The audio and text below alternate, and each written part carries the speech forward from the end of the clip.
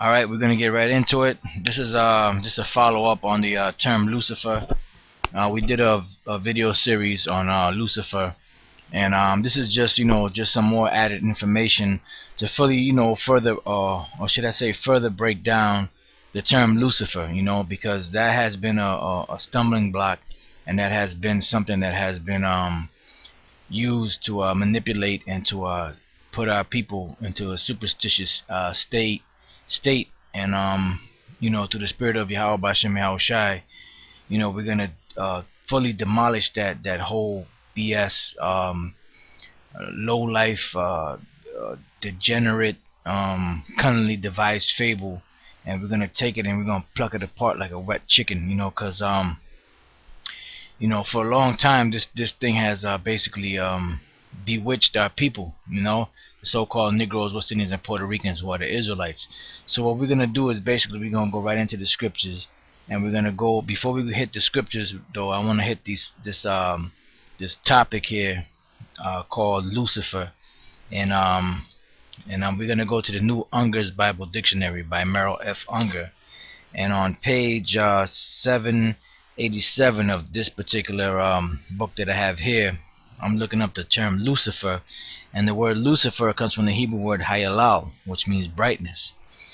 It says this designation, referring to Satan, is a KJV rendering of NSAB's Star of the Morning, because they try to make you believe that it's talking about Satan, but it's not actually talking about Satan, even though on a smaller scale it is talking about Satan, because the term or the word Satan means adversary. And the so-called white man, which is the Edomite, or which are the Edomites, they are the adversaries of the Most High, because you have Israel, which are the children of the Most High, which are the righteous, and you have Esau, which is the counterpart of righteousness, which are the wicked, and they are the sons of Satan, and they are Satan personified in the flesh. So it says Star of the Morning. That's the actual rendering of the word Lucifer. Alright, from the word Hayalal, or from the Greek word Eosphoros, which means dawn bearer. That is bright star. And then it gives you the scripture Isaiah 14:12-14. Probably what we call the morning star, which you'll see it in the morning. It's the brightest star in the morning, as a symbolical representation of the king of Babylon and his pride. So now you see that this particular Bible dictionary goes into the point that it was a symbolic term basically for the king of Babylon, because you had many different rulers throughout the ages that were referred to as this term, as the bright morning star. And I'm going to give an example. When you go back to the time of the Egyptian Empire, you had the pharaohs, and the pharaohs were known as what? The word pharaoh comes from the Hebrew word para'ah. Alright, so when the Babylonians came into power, they took on the customs of the Egyptians, and they took on that same title, which is basically the title of the enlightened ones, or being the ones that are enlightened above all other people. Just like in today's term, that term kept getting passed on until you had today, going back into a couple of hundred years ago, to the Illuminati in 1776, which basically means the light bearers.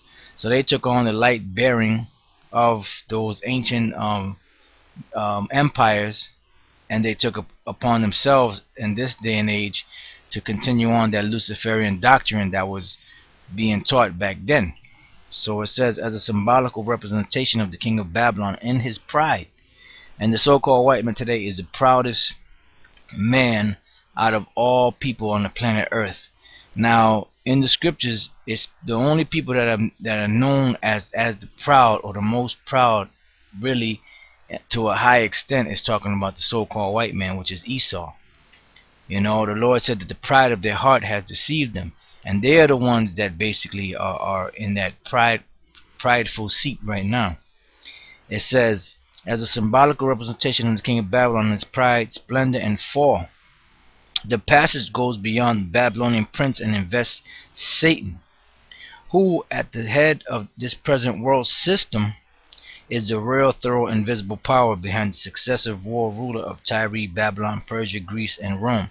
So basically, really right now in this time period, the so-called white man has taken on all these these ancient Babylonian, ancient Persian, Medes, Egyptian deities and gods and doctrines, and basically he has taken on the seat of Lucifer, so to speak.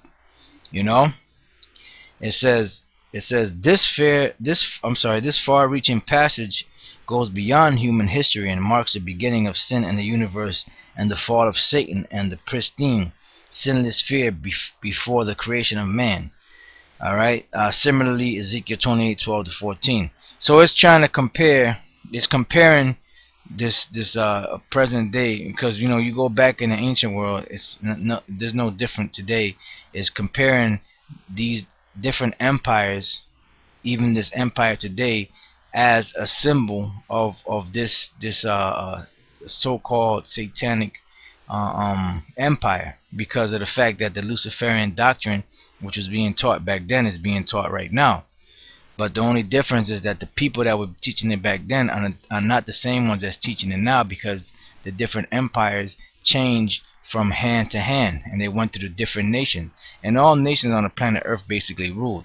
Even us, the Israelites, we ruled for a period of 40 years. I mean, we ruled longer than that, but the only time that we ruled where it was a peaceful setting was during the time of Solomon, or King Solomon, which we ruled for a period of 40 years in peace, where no other nation ever even bothered us. And that was the longest period of rule for peace on the planet. And that was just a small example of what the kingdom is going to be for us, the Israelites. There's going to be nothing but peace for us. But the other nations, they're still going to get jacked up. It says, under the figure of the king of Tyre likewise traces the fall of Satan and the corruption of his power and glory. In the Ezekiel passages, Satan gloriously and splendidly unfallen state is described. In Isaiah 14:12 to 14, his fall is depicted. In both passages, representation is not now listen to this close. In both passages, they're going back to Ezekiel 28 and Isaiah 14. In both passages, representation is not of Satan as confined to his own person, but working in and consummating his plans through earthly kings and rulers who take to themselves divine honors, and who, whether they actually know this or not, rule in the spirit and under the aim of Satan. Then they give you some scriptures: James 10:13, Ephesians 6:12. Show that there are human as well as superhuman agencies in the world, governments in the satanic world system. So basically, that's basically what the scripture, when the scriptures speak about Lucifer falling from heaven, or it speaks about Satan fighting in the heaven with Michael and his angels, and they fought, then Satan and his angels fell. It's talking about these world empires that have ruled on the planet Earth. The end of it being Esau, the so-called white man, ruling, and now being brought back down to hell, meaning back down into slavery.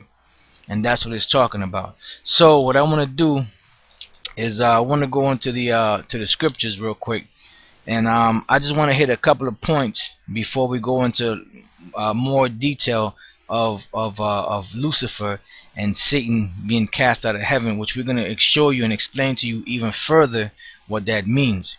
Alright, so the first point I want to make is I want to go to the book of Acts, the 14th chapter, and I want to just make this quick point, because when there's the word Jupiter appears 3 times in the scriptures. Alright, and it all appears in the book of Acts. So now I want to go to the book of Acts, the 14th chapter. I'm going to start at 12 and the 13th verse, and we're just going to go straight to the point. And it says, and they called Barnabas Jupiter, and Paul Mercurius, because he was the chief speaker. Then the priests of Jupiter, which was before their city, brought oxen and garlands unto the gates, and would have done sacrifice with the people. So now basically they were calling Barnabas and Paul Jupiter and Mercurius. Alright, and the reason why they were calling them that was because they were at that time worshiping these different deities and these different gods, which they weren't really deities.